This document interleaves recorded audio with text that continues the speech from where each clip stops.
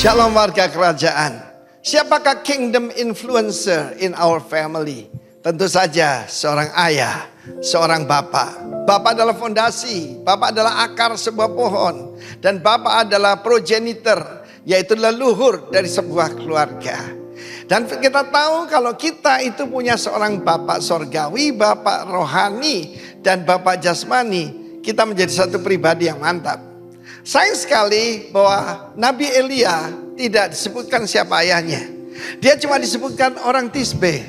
Bayangkan kalau saya cuma disebut Timotius dari Surabaya. Dengan jelas ada nama orang tua saya, Teja Sukmana. Saudara yang kasih Tuhan, firman Allah mengatakan dia menjadi depresi yang berat. Ketika baru menghadapi ancaman dari seorang emak-emak. Dan apa yang terjadi? Dia minta mati. Tetapi Tuhan tidak membuang dia. Tuhan mengirim malaikat untuk menguatkan. Kiranya lebih dari malaikat Roh Kudus comfort us. Dan dia memberikan kepada roti bakar. Apa itu firman Tuhan dengan kuasa Roh Kudus. Dan juga air dari sorga. Dan Roh Kudus selalu gambaran air, gambaran angin. Dan ketika dia bersembunyi di sebuah gua. Pada saat itu dengan suara yang lembut Tuhan memanggil dia. Apa kerjamu di sini Elia? Dia tidak berkata, aku pecat kau, kau memang tidak berguna. Dia berkata, apa kerjamu di sini? Dan kita tahu bagaimana ketika Allah berjalan di Taman Eden, in the cool of the day, dia berkata pada Adam, Adam, di mana engkau? Dan pada saat itu Tuhan berkata, aku tidak membiarkan kamu sendiri, masih ada 7.000 orang yang ku pelihara. Kiranya Tuhan memelihara kita sampai setia sampai akhir. Yang tidak pernah menyembah Baal. Baal zaman sekarang Mamon. Ya, dan kita tahu bagaimana saat itu Tuhan memberikan yaitu justru urapan baru, tugas baru. Pergilah kembali ke padang gurun di Damsik, urapilah Hazael. Hazael adalah seorang komandan yaitu yang tidak terlalu penting di Aram, Syria. Dan juga Yehu, cucu Nimsi sebagai raja menggantikan Ahab dan Elisha bin Syafat.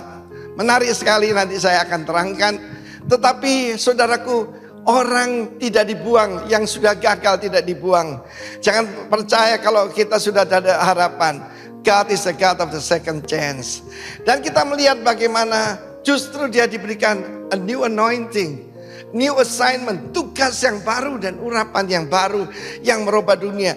Dengan mengurapi, mengangkat raja Aram yang adalah musuh Israel, menunjukkan bahwa Tuhan punya kuasa atas seluruh kerajaan di atas muka bumi ini. Tuhan yang dahulu, sekarang dan selama-lamanya tidak berubah. Dan kita melihat bagaimana Elia menjalankan tugas itu. Dia berkata untuk menghancurkan dinasti pada Ahab, maka akan dipakai Hazael, kemudian Yehu, dan terakhir yaitu Elisha. Mari kita melihat firman Tuhan hari ini bahwa kalau kita punya seorang bapak yang baik, itu satu keuntungan yang luar biasa. Ketika David ditanya, kenapa kamu begitu hebat?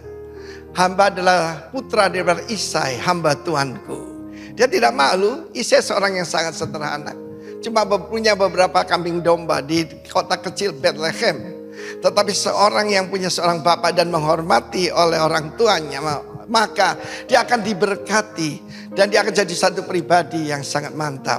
Kita melihat saudaraku, sekali lagi saya katakan, kita mesti punya hubungan baik dengan bapak jasmani kita, bapak rohani kita kalau bisa jadi satu, dan bapak surgawi. Dalam doa yang diajarkan Tuhan Yesus, dia sebutkan yang paling pertama yang dibutuhkan, Our Father in heaven, hallowed be thy name.